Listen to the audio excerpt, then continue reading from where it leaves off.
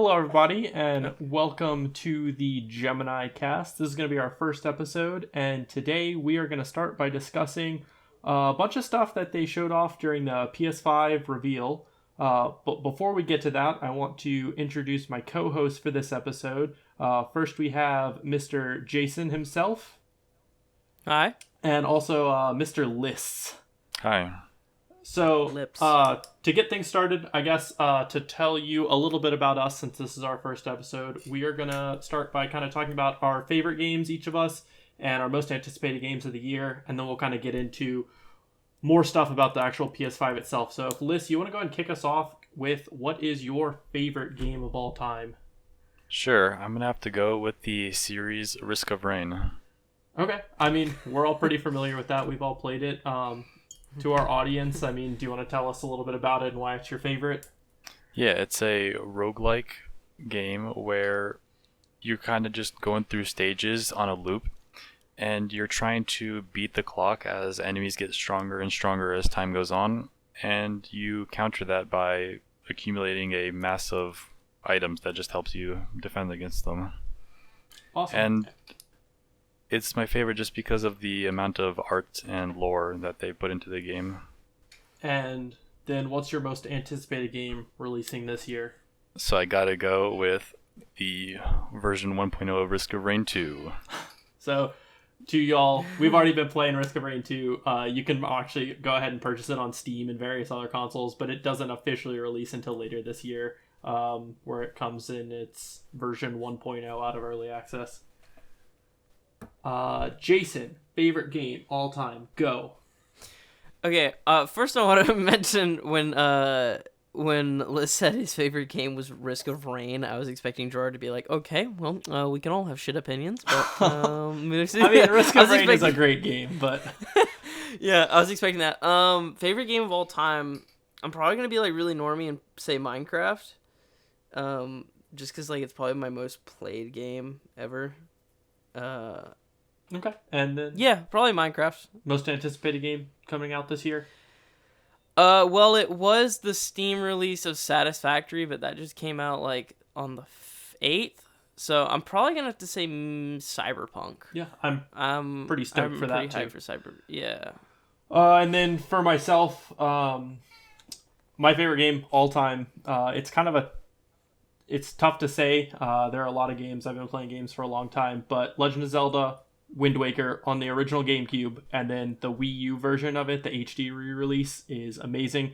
I actually own a Wii U and only Wind Waker. That's the only game I own on my Wii U, just so I can play that game from time to time. It's an amazing game. And then my most anticipated game, I was going to say Cyberpunk as well. That being said, and we're gonna get into it in a little bit, the new Marvel Spider-Man Miles Morales game for the PS5 might be, because 2018 Spider-Man is one of my favorite games of all time. So I'm very excited for that. So I guess we will go ahead and get right into it now with the discussion of the PS5 launch lineup. The first thing they showed off was GTA 5. Big shocker there. I think Skyrim finally has a competitor for something that's been released on every system. I actually completely forgot that GTA 5 started off on the PS3, so that just completely took me by surprise when I saw the memes about GTA 5 competing with Skyrim. Yeah, I just love. Oh, go ahead. that was just shocking to me. I mean, it wasn't shocking to me. I'm not surprised that it's coming out. GTA 5 continues to top sales charts.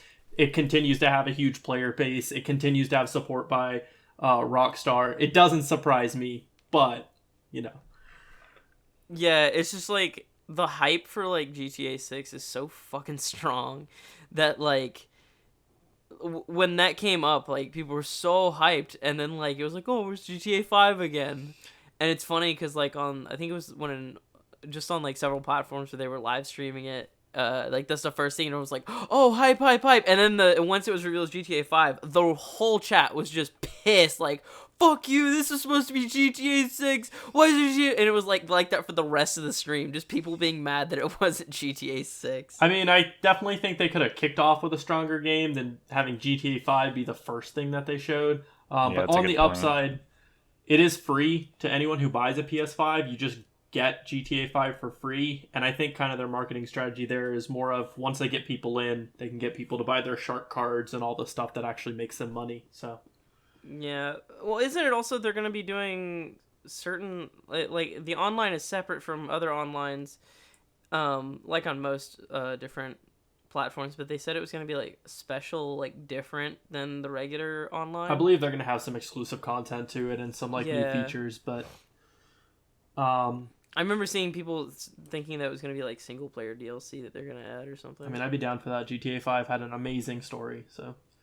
Yeah. Then after that, we're not going to really go in release order. We're just going to kind of talk about stuff.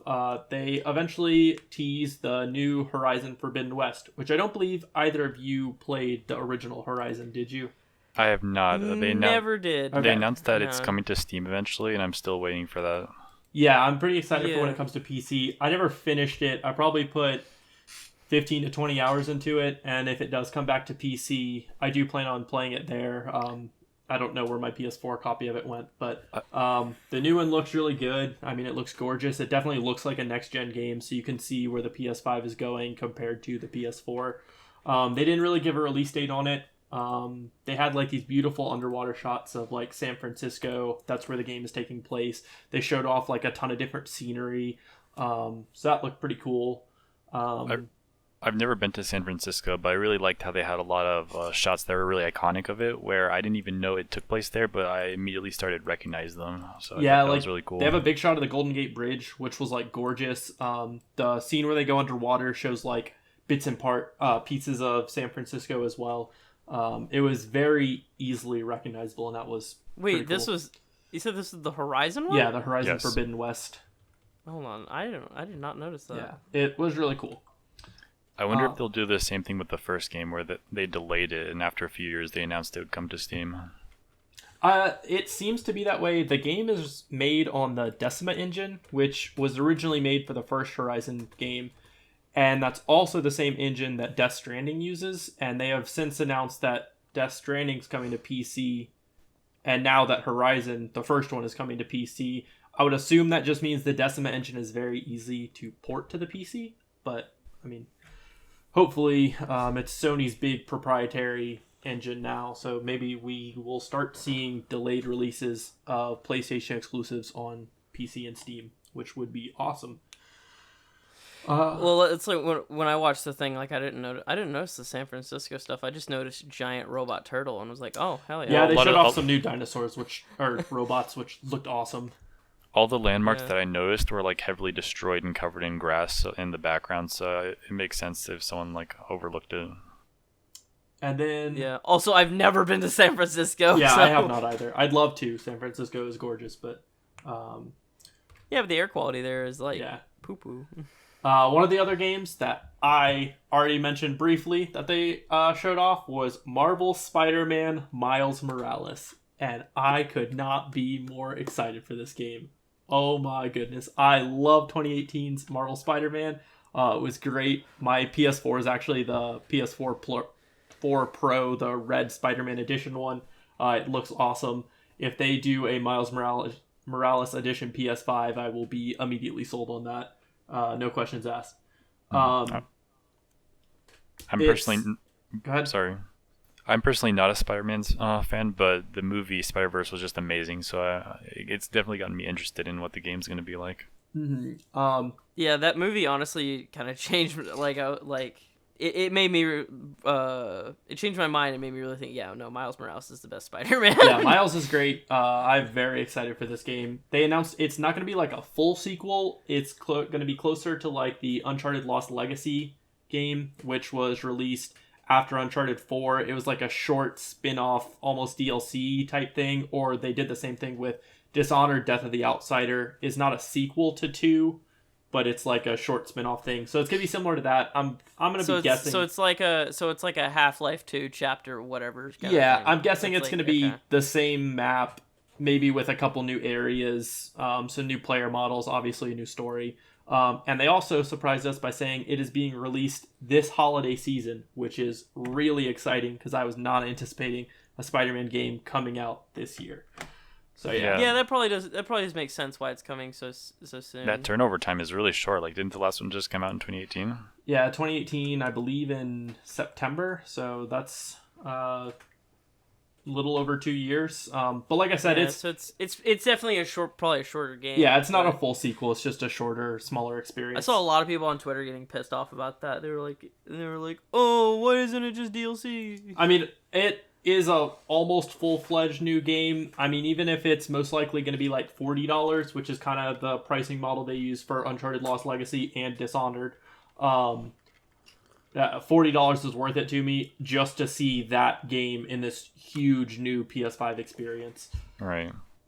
One of the next things they showed off was very surprising to me, at least. I'm not a big Resident Evil fan, but they showed off Resident Evil 8 Village. 2021 release, obviously made by Capcom again. It looks to be a direct sequel to 7, if I had to guess. But I know Capcom's kind of been killing it recently with their Resident Evil games. They re-released 2 and last year, re-released 3 this year. 7 was a huge hit, and 8 looks to be good as well. Yeah. Yeah. I don't really care too much about Resident Evil.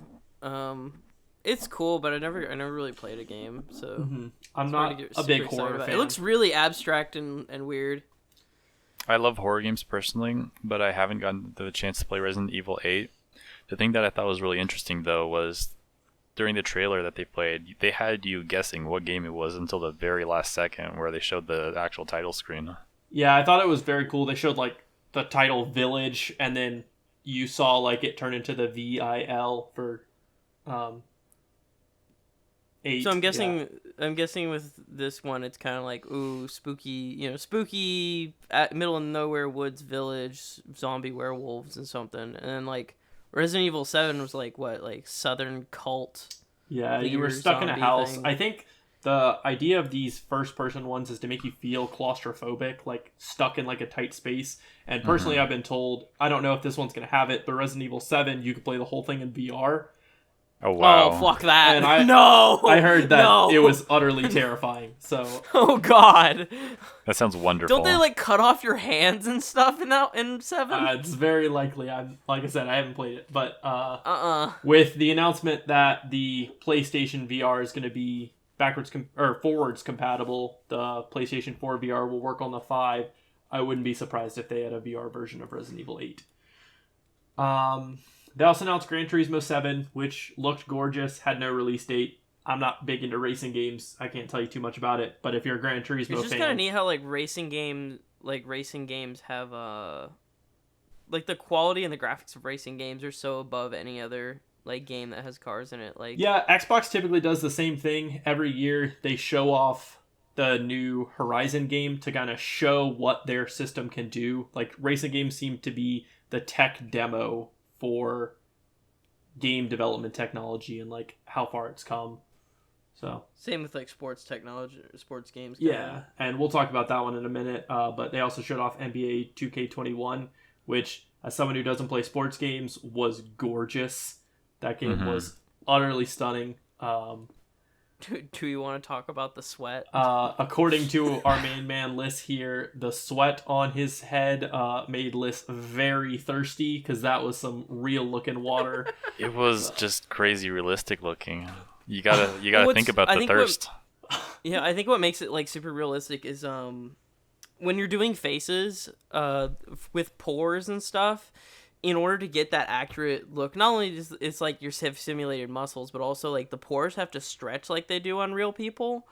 And that's how, like, a lot of movies, that's, like, the defining point between, like, making faces look real and not when they're expressive is moving pores and, like, that stretch with your face. Yeah, the face technology in games has definitely come a long way. I was very impressed with it, and like Death Stranding was a recent one that kind of showed me how far it's come. But the gameplay that they showed it wasn't really gameplay, it was like a cinematic trailer for 2K21. Man, did they do some good work with making him look realistic. Yeah. The next big one for me, at least, was Ratchet & Clank Rift Apart. I played the old Ratchet & Clank games like crazy. The PS2 was one of my first systems. So Ratchet & Clank Up Your Arsenal, and Ratchet & Clank Going Commando were like some of my favorite games ever. So Ratchet and Clank Rift Apart looks incredible. Surprisingly, also made by Insomniac Games, the people who make Spider-Man. So I don't really know how game development timetables and stuff work, but I'm assuming they're splitting their development team over those two games, which would lead me to believe once again that the Spider-Man game is going to be a shorter, contained experience rather than like a full-fledged sequel, since they're splitting their teams onto these two games. Which company usually makes Ratchet and Clank?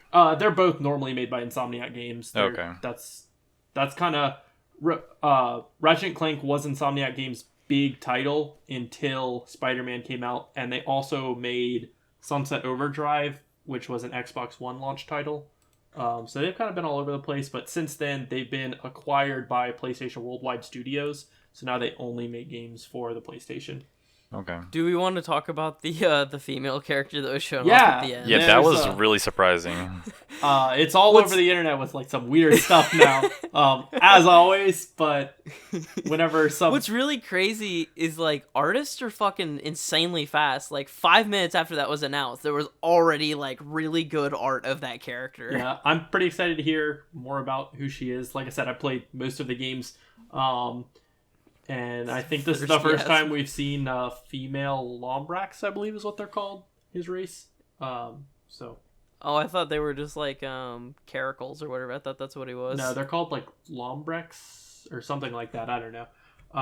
What I'm interested in is when the female character showed up, Clank called out Ratchet's name, but she said, "Who's Ratchet?" So I'm really interested in how like the warp changed his memory. Alternate universe. Yeah, though. Is it supposed to be alternate universe, like dimensions, or is it like time? I don't think they have quite announced a ton about that, but I mean, the actual warp mechanic that they showed was really cool. Of like you being able to warp to a new planet instantaneously, no load screens, no loading time, no nothing, which means this huge 3D animated environment has to be loaded like instantaneously, which kind of it's probably that the actual animation of the warp is the loading time. Yeah, but that's still really fast. That's a very quick transition, and it kind of really shows the PS5 is claiming to have a experimental new SSD type that's even faster than those that are readily available on the market for PC consumers. So hypothetically, for the first time ever, PC might be playing catch up with some of the tech that's in the PS5 if this SSD does turn out to be something amazing. Well, that's like thinking about like with the quick loading times is do you guys remember seeing that tech demo of, I think it was like a Tomb Raider tech demo or something that was shown off about couple weeks ago? The one for Epic Games. Was it the one for Epic Games? Yeah, it was Epic Games. They showed off a thing and they were like it was for Unreal 5, Unreal Engine 5. It was for Unreal 5, that's what it was. But they showed where it was like a character going through squeezing between rocks. Yeah. And they basically said it was like we were able to like be pretty smart with the loading times and whatnot, not only with how fast that the engine works. Literally that one scene where you're going through the rocks is the loading screen. Like you're going from one area to another and you don't even know. Yeah, that's lot of time. Go ahead. That's really amazing to me, actually. Like going back to Ratchet and Clank as well, the fact that they thought of using an animation as a loading screen is really cool and keeps with the immersion of the game. Yeah, I know it's kind of been a thing that has been going on for a little while now. The newest Star Wars game, Star Wars Jedi Fallen Order, uses that a lot, where you like squeeze between a tunnel and that masks the loading time so that you're not like stuck in a loading menu. That's like one of my least favorite things is games where you're stuck in a loading menu forever. Looking at you, Fallout 4. But yeah, Ratchet and Clank looks amazing, and I really can't wait to sink my teeth into it. That was definitely, in my opinion, the game that showed off that we're officially working with next-gen technology. Like, the animation was gorgeous. It looked like you're playing a Pixar movie. The having no load times or having the load times masked by the animations. The combat itself, I'm so happy they're bringing back all the wacky weapons and stuff. They showed off like this sprinkler gun thing that you like throw on the ground and it's like a water sprinkler that attacks them. I love the wacky weapons in Ratchet and Clank. I mean, thinking back to like the with like the Fallout 4 loading thing is like at least it like shows you like a cool model, or like the same thing with like Skyrim or whatever. At least it like shows you a cool model you can mess with or like read things. Games that really piss me off with like the loading things is like the Half-Life games or like the Portal games.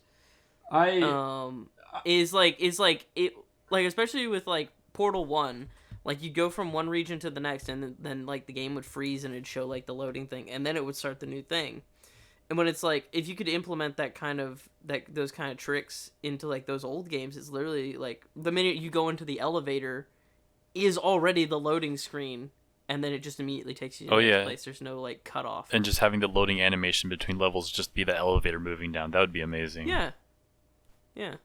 So I mean, some cool tech that was shown off there. They also showed off a remake of Demon's Souls made by Bluepoint Games. We've been wondering, Bluepoint has been talking about what they're making for a while now, but with no announcement. Demon's Souls is a big cult classic hit. They're the people, well, the original one was made by From Software, which is the people who make Dark Souls. It's kind of the beginning to the Dark Souls series. It's remade from the ground up, no release date at the moment.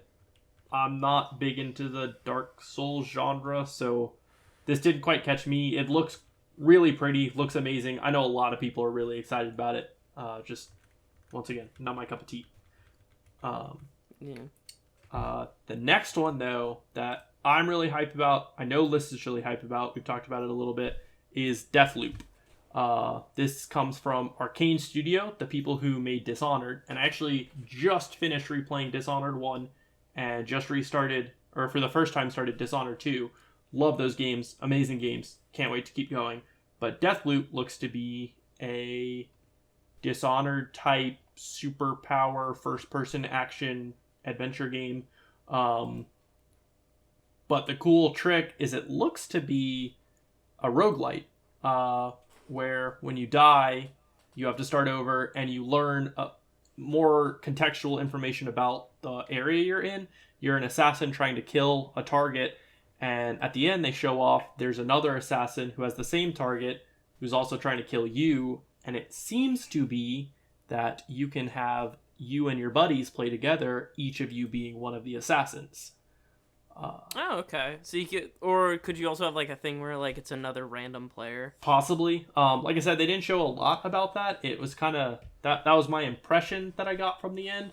But they showed some really cool combat montages during the trailer for it.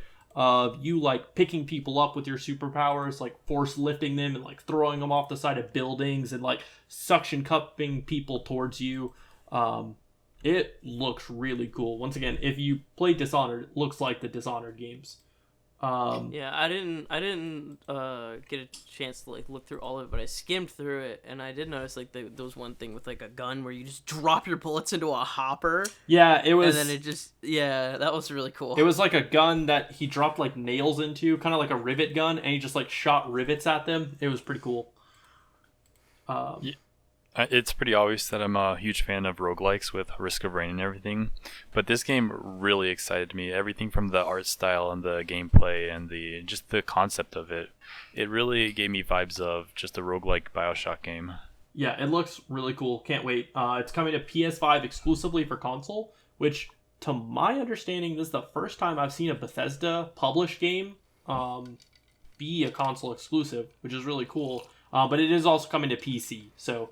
I mean, Doom's a Bethesda published game. But it's not exclusive, that's on everything. Oh, okay. Yeah, so I've never seen a Bethesda published game be exclusive to one console or the other. I might be misremembering, but that's the first of it to my knowledge. Oh, okay. So I only listened to like half of what you said. The next big one is Sackboy: A Big Adventure, which shocked me that they announced this. I thought that this franchise was dead. I don't know if you all know. Earlier this year, they released Dreams for the PS4, which is like a huge game engine development creativity thing. It's hard to explain. You can kind of make... It basically made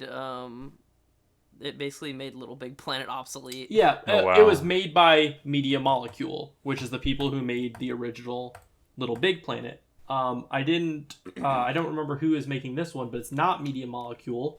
which I think is a first for the series that someone else is kind of taking the reins at it.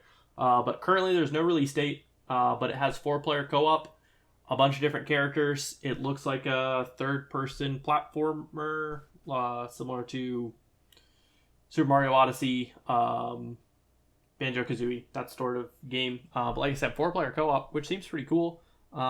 If they bring back some element of being able to craft your own levels, that would be awesome. It just looked really fun, really cute, really adorable. Next is Hitman 3, which I played Hitman 1 all the way through. I played about half of Hitman 2 and kind of just fell off of it. This is made by IO Interactive because it used to be owned by Square Enix, and since then IO Entertainment bought the rights back to it. Excuse me. And they have been publishing the games themselves now. It's supposed to be released in January of 2021, and it's supposed to be the final entry in the trilogy, so it's kind of supposed to cap off everything that this series, or the last 2 games, have been doing. Honestly... Yeah, it feels like... I don't know what it is, but I guess like this latest Hitman stuff feels very... I don't know. It's just not... To me, it feels like another Hitman game. If you like those games, you're going to like this one. It looks fun. Yeah, but like the only Hitman game I played was like Blood Money. And like that one was just kind of like, oh, everything is like... I don't know, like when I took a look at when I did the free weekend or whatever of the Hitman 1 or whatever, it was just like so many things felt like they were hidden behind like paywalls. I mean, a lot of it is unlock based. As you progress through the game, you beat a level and you unlock new stuff that you can do with that level, which was really cool. Okay. The first one had a weird thing where each level of it was released episodically. So if you bought the game day 1, you only got the first level, and then like every month they released a new level for it. Or you could buy each level individually. So like you pay $15 for the first level, and every level past that's like $10. Oh, okay. Okay. Which was once again, I guess, interesting. I'm not personally a fan of Hitman, but I thought the environment and the setting of the game was definitely the most interesting part. The skyscrapers in Dubai. Yeah, that was really cool. To show off scenery like that looks like a cool place to explore and I guess kill some people. It definitely made me interested in a series that I've never even considered before. That is one thing Hitman kind of has always done, is they've done the sandbox open areas really well. Not really open world, but like these big open areas that you can kind of explore. And this looks like it's kind of taking that to the next level with, like you said, the skyscraper in Dubai. So that looks pretty neat. You know what I would play the shit out of? What's Hitman VR? Yeah. There's a lot of cool stuff I wish they would do with the Hitman series. In the last one, they had like a competitive mode where you and a friend could compete to see who could take out the target first. I'd love a cooperative one. Cooperative third-person stealth games I kind of miss. Like the Splinter Cell had a bunch of cooperative missions that were really fun. I wish we could get something like that back. But I mean, the PS5 definitely needs to tap into the VR market at some point. So yeah, Hitman VR would be pretty cool. Actually, that'd be great for them to do another PSVR. Cause like that first PlayStation VR headset did a lot of really I don't want to say like, I guess not revolutionary stuff, like the headband, the head strap that they did for it, that instead of it just being like a rubber head strap, it's like a plastic ring that's not like directly horizontal along your head, it's like offset facing upward. That way the headset less focuses on your face and more like your head is carrying the weight of it. You can wear it more long term. Yeah, I mean, I have one personally. It's a pretty comfortable VR headset. I've not really used any of the other ones, like the Vive or the Rift or well, like the Vive and I believe the Rift both have like head straps, sort of like how you would get like a like any other headset. But once the PSVR came out and they did that, I noticed that a lot of companies were starting to go that route of using that specific head ring. That's like the Valve Index has that, and then there was a bunch of kits for the Vive to do it. Yeah, so I mean, they already announced the current PlayStation VR will work on the 5, but I would not be surprised if we got a version 2, and Hitman would be a great game to kind of launch on that. Those big actual games in VR are what sells them as compared to like the experiences that are like an hour to an hour and a half long. Once people can actually sit down and play a game in VR, I think that's going to kind of kick those games off a lot more. The next one was Ghostwire Tokyo, which, shocking to me, they announced this last year at E3, but they didn't associate it with a platform. So this was news that it's going to be a PlayStation exclusive as a first-person horror type game made by Shinji Mikami, who is the same person who made a lot of the previous Resident Evil games, kicked off the Devil May Cry series, Dino Crisis, Beautiful Joe, Vanquish, Evil Within. So a huge lineup of previous games that they've worked on, which is pretty exciting. It's supposed to be released sometime in 2021. It didn't quite catch my attention. I don't know. It felt like there were a lot of games in this like release that were kind of just like very vague, very like abstract, and they all kind of like, just remembering back, like they all kind of blended together. Yeah, there were definitely several ones that blended together, but this one stood out to me specifically because it reminded me a lot of a anime that I used to watch called Tokyo Ghoul. It just looked almost exactly like that show, and it just got me really interested in it. It looks pretty neat. I'm sure we'll see more about it soon. It definitely seems to be an interesting game. One of the next things they showed off was Godfall, which was this like sci-fi steampunk cyberpunk sword fighter game that's supposed to release this year. It didn't do anything for me. I mean, it looked cool and flashy, but you know. The only reason it stood out to me was because it reminded me of the MMORPG Terra. I don't know if either of you know about that. I've heard of it. I've never played it. Never heard of it. Go ahead. Oh, but yeah, like Ghostwire Tokyo. It's like Ghostwire Tokyo and what's the one we'll talk about later? Stray. Like both, for some reason, both of those games Pragmata? like blend to. No, Stray, the one with the cat and the robot people. Oh, really? For some reason, Okay. yeah, for some reason those two games, Pragmata too, like they just kind of blend together in my memory and just kind of, I make me confused and think that they're all the same game. We'll talk about Pragmata next. I was positive when they showed this game that this was Kojima's next game. Yeah.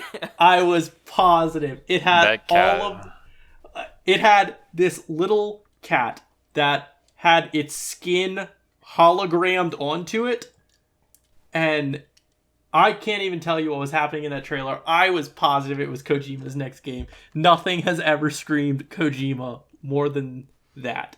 I'm pretty sure it was probably inspired by Kojima. It definitely.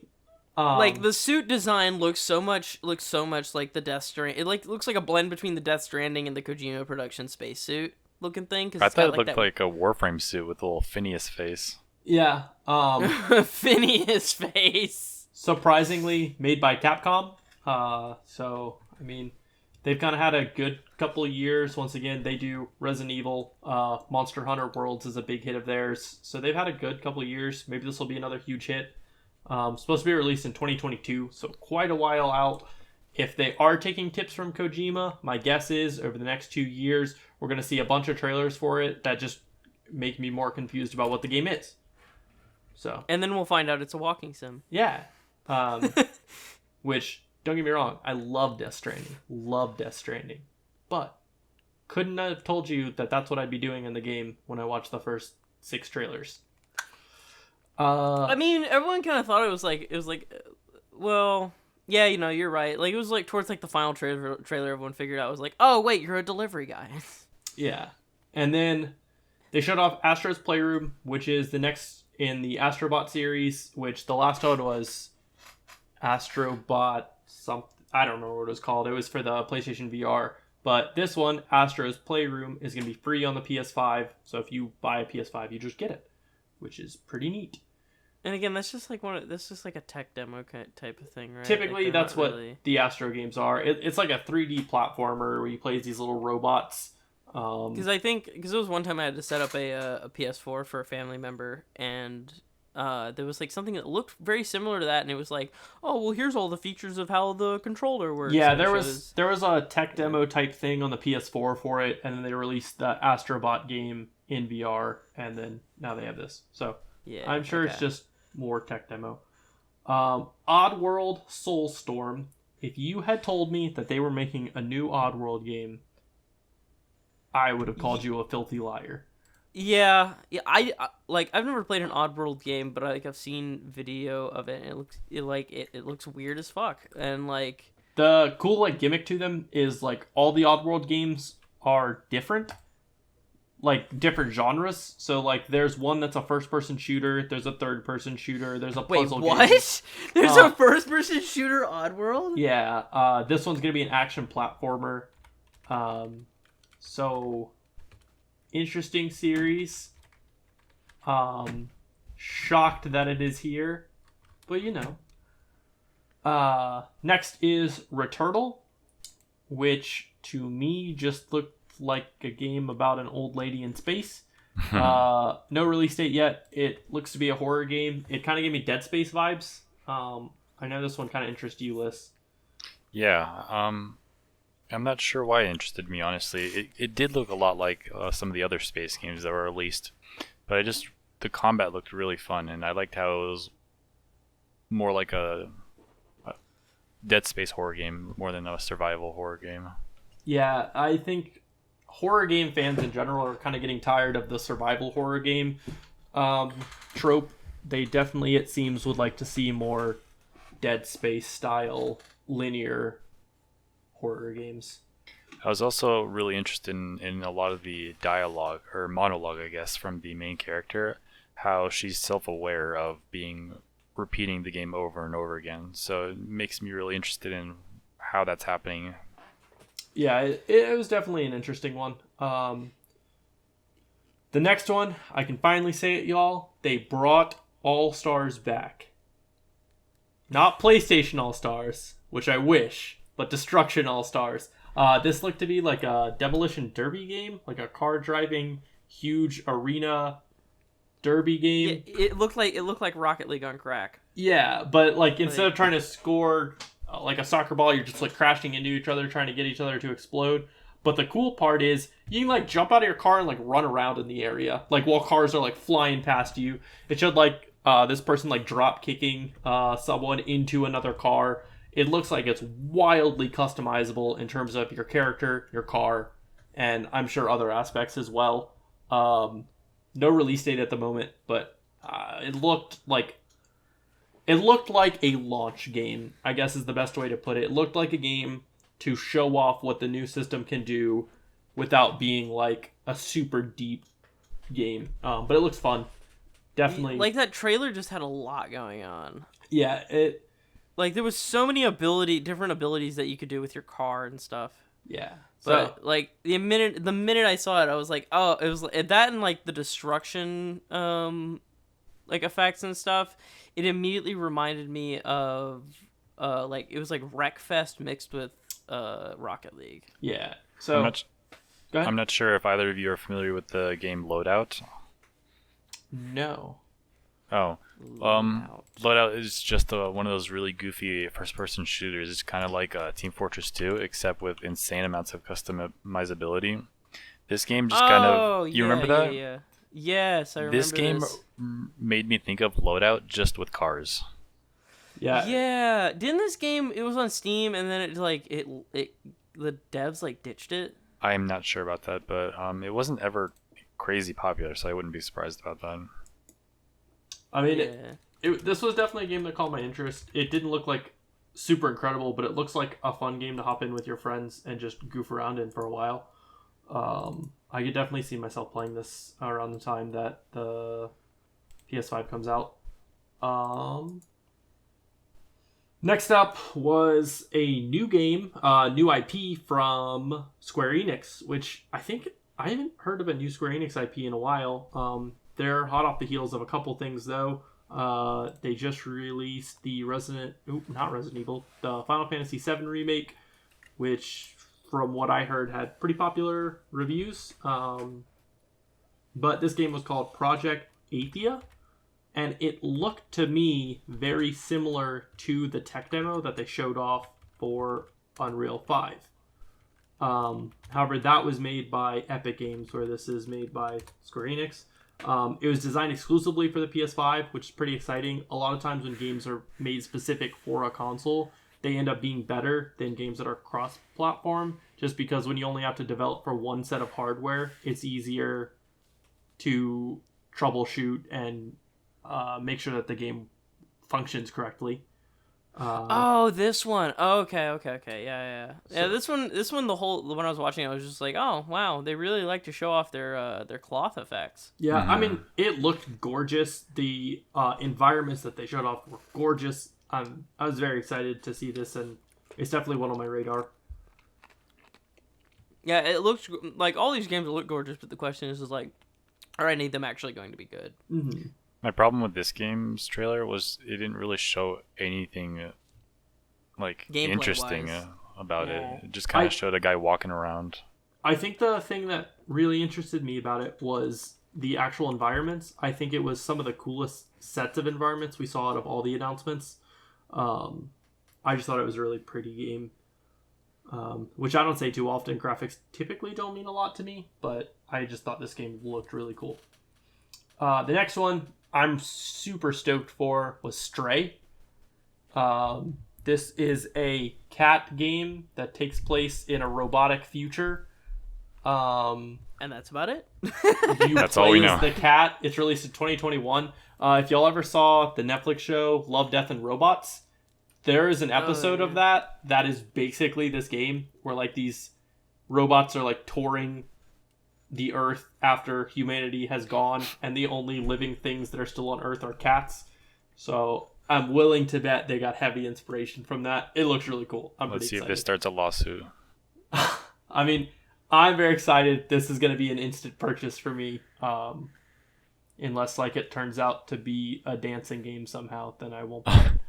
The thing that really stood out to me with this trailer was it was really interesting how all the robots had like not normal monitor faces, but like the old square monitors or cube monitors from like the 90 faces. CRTs, yeah. When I saw this game, the first thing I thought of was that this is BMO the game from Yeah. Adventure Time.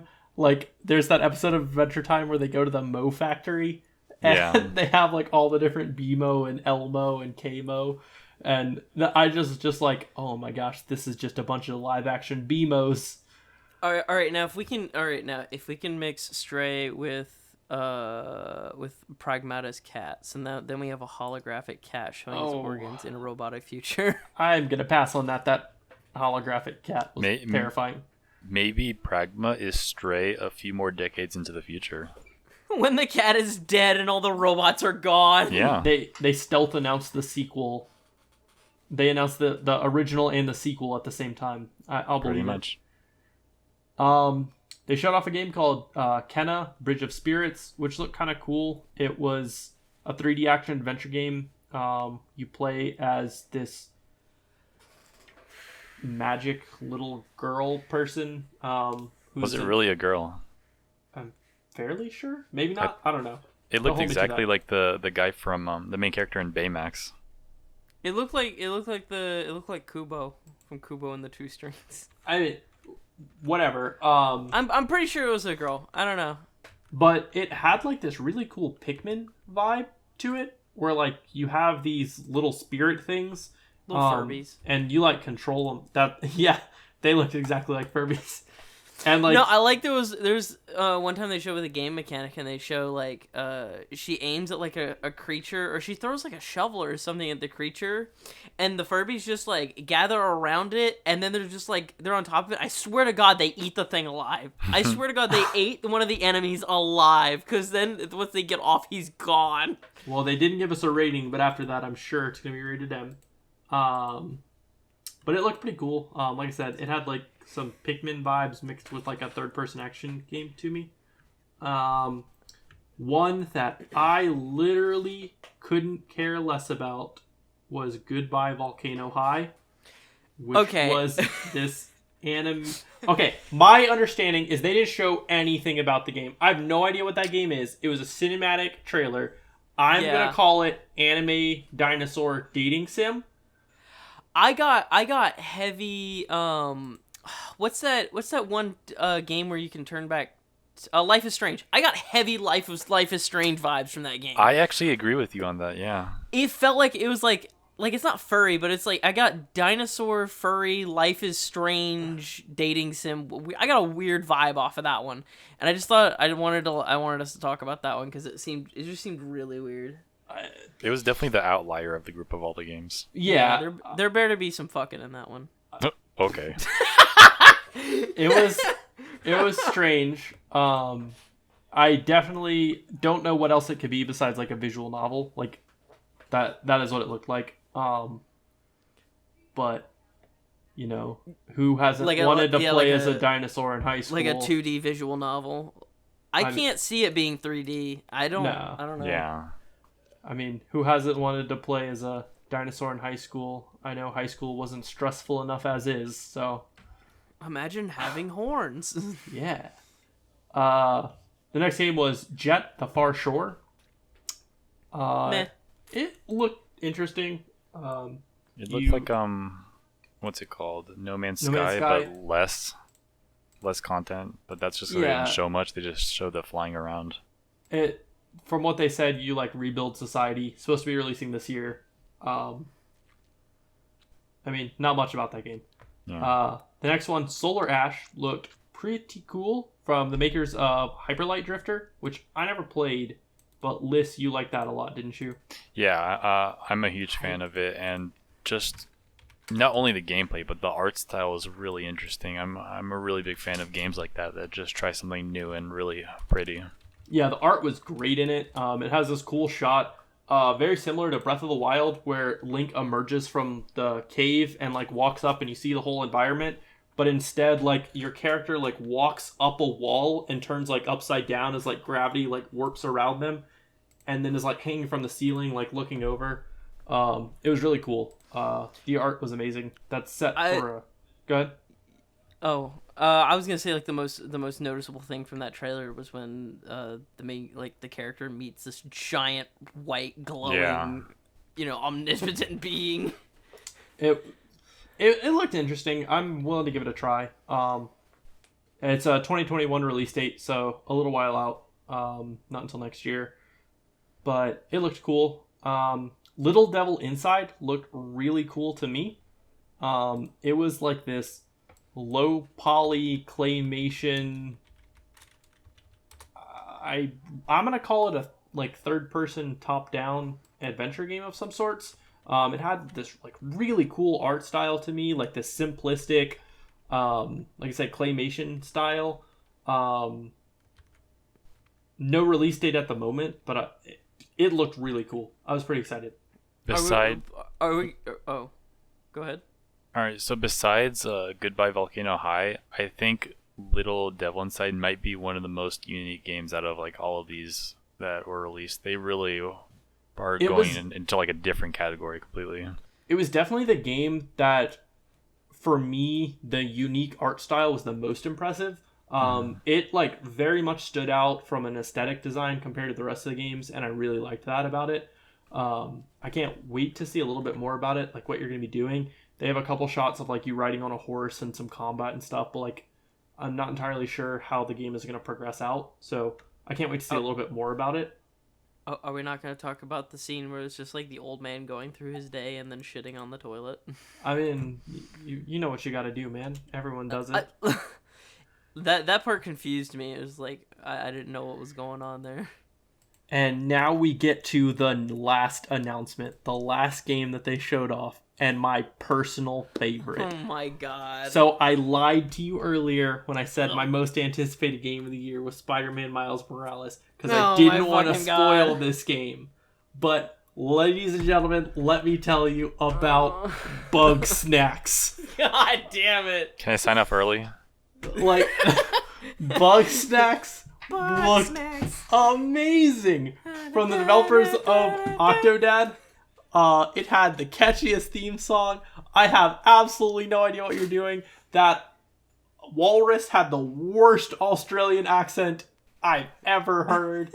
It's like a low budget version of Animal Crossing. It looked so funny. I cannot wait to play this game. Coming out this year. God.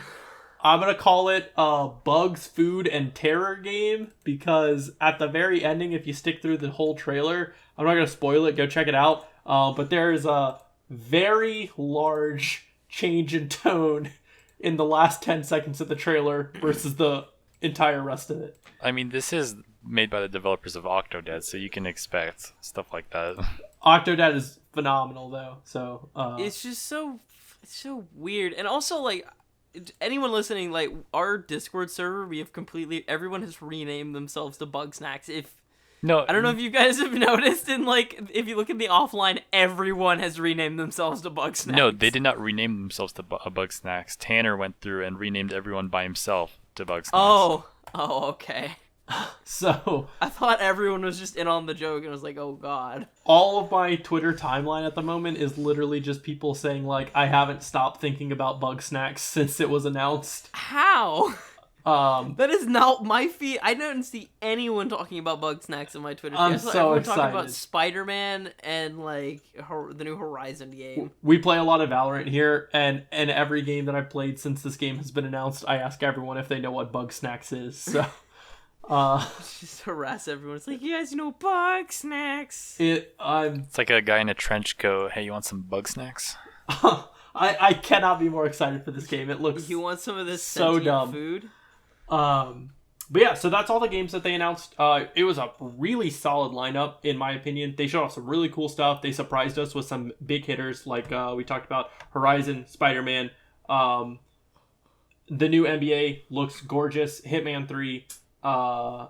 Resident Evil was a huge surprise, and then a lot of really cool indie stuff like the Pragmata project or Stray, Goodbye Volcano High, and our favorite here, Bugsnax. Don't put words into my mouth. Is, like, with a lot of the indie games, I feel like I'm just gonna end up forgetting that they exist. Yeah, I mean, it's definitely in a year something. In like a year, I'm gonna probably forget not Pragmata, but like, I don't know, probably like Solar Ash. I'm probably gonna forget about, like. How the dare upside you. to indie games at the launch of a console is there typically aren't that many AAA games. So as games come out, all you have to play are these indie games, and it'll give them a good chance to kind of show what they're all about. If you keep up with the indie scene at all, I'm sure they'll also highlight the really good ones. We live in an age of so many good indie games nowadays. Risk of Rain is an indie series that we play so much of. What about that Captain Crunch game? Oh, that we're not going to talk about Captain Crunch IO or whatever that was. I said there's good games nowadays, but there's also really bad games. So. Well, indie games are really good now. There aren't bad games anymore. Oh, what about the Captain Crunch one? Okay, there are bad indie games. There are some, but that's the exception, not the rule. I'm gonna get you the crunchy. So I guess the last thing we'll talk about real quick is the actual design of the PS5. Yeah. I was shocked at how it looks. It is definitely one of the strangest looking consoles I've ever seen.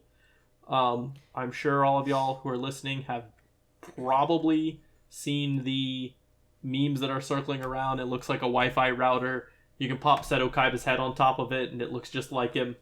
I'm still holding my strong belief of it's a Wi-Fi router stuck inside of a binder. It is a very strange looking console. And the other thing that a lot of people online have done is disk drives are the same height, so they've measured it against the size of the PS4 based on how the disk drive is in it, and it is a tall system. Like it's like 3 or 4 inches taller than the PS4. It's a really tall system.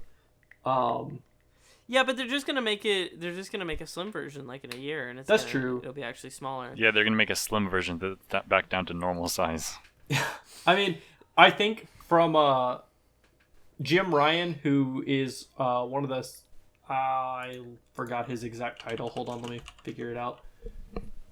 I'll definitely Jim say Ryan is Sony's CEO, I guess. He talked about how they wanted it to look like a system for the 2020s, and they wanted it to okay. look like it belonged in anyone's living room. Which Well, I don't know about that. I can kind of see what he was going for, kind of like a modern art piece, because it kind of does look really modern, like abstract. So I can see what he was going for. it's definitely interesting. I don't hate it. I don't love it. At the end of the day, though, it's just a vessel for me to play the game. So if the games are good, I don't care what it looks like. I mean, but- it would definitely look better if it was like with black with the RGB thing like that. Yeah, I think The the art two-tone thing. design looks really cool. I think it's really interesting that they're releasing two models at launch. They have a disc-based version and a disc-less version, so an all-digital one, which is very shocking. I would not have anticipated PlayStation making that move, which is something we've already seen Xbox do.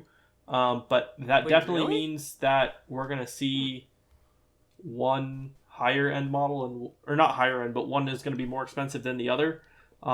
They didn't give us a price, but if I had to guess, the one with the disk drive, $500, the one without the disk drive, $400. That sounds I just love about how, right like, to me.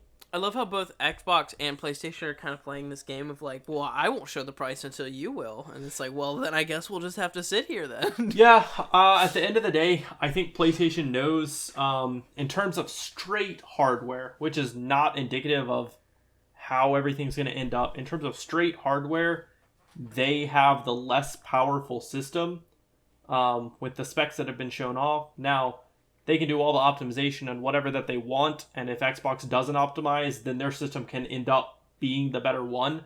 But in terms of straight hardware, Xbox has got PlayStation beat. So it's kind of interesting to see what that pricing model is going to be for both systems. Another interesting thing about the design of the console that I saw was during the actual trailer, there was a lot of close-in panning of the console, and it kind of had like a popcorn ceiling texture on one of the sides of the console. Yeah, I And- also noticed that on like the inside. Yeah, and someone on Reddit zoomed in on the little popcorn texture, and it's just the PlayStation buttons over and over again, spread out across the whole thing. Yeah, that was pretty cool. Oh, it's that texture. Does that mean it's like it has that like rubbery feel? Bro, I'm not sure actually, but I just thought that was such a small detail where they just put the buttons over and over again on tiny. PlayStation Isn't always kills it with like the little details. So Yeah, isn't the stand also like you can turn it on its flat side? yeah, and there are a the bunch of stand? images you can find online of it and then it laid on its side. So it's a pretty Yeah, and like you can notice like that circular stand is underneath it. It's really weird. It definitely feels like with like PS5 and like the Xbox X series. I hate that name so much. the Series Um, X. It's Series X, yeah. Like they're definitely going for like a more like completely polar opposite designs. While like the previous, I'll Yeah, the definitely say, Xbox like, is a lot more it's like which one- simplistic and yeah. it's like like with like the previous generation, they both kind of were like, well, they're both. It's like one's a box and one's a Slanted box. one's a slanted box, and it's and now it feels like they're going completely polar opposite with it, where it's like you want I a mini think- fridge or a Wi-Fi router. Xbox is definitely trying to make it look more like a PC console, something sleek, small, or Something that'll blend into your entertainment center. yeah. Whereas PlayStation wants that to be the focal point of your entertainment center. That being said, though, that's kind of gonna conclude this first podcast. We're gonna try and keep them all at about an hour to start off with. My plan is to record these every other week and kind of see how you all feel about them. We'd love if you left a comment and kind of gave us some feedback on improving. We want this to be a working show where things change and adapt as our listeners like them. So I guess to sign off real quick, if you want some more information about the podcast or just want to keep up with us, personally, you can follow me on Twitter at Gemini Cats, similar to the name of the show, the Gemini Cast. GEMINIKATZ. I post a lot of just nonsense there. So yeah, feel free to follow me there. Would either of y'all like to share anywhere that people can keep up with you, or if not, that's fine. Yeah, you can keep up with me. I'm on YouTube. I don't think I have the URL, but I'm Weebot the Robot on YouTube. And then I have a Twitter at Weebot17. I mostly focus on like Transformer stuff, but lately, especially on Twitter with a lot of politics and stuff, I've been pretty vocal there. Awesome. Mm-hmm. I'm not much into social media or content creation, but wherever I am, you can find me with the tag LaFrizz. Awesome. Well, thank you both for being a part of this first episode. We hope that you all listened and enjoyed, and thank you for joining me. All right.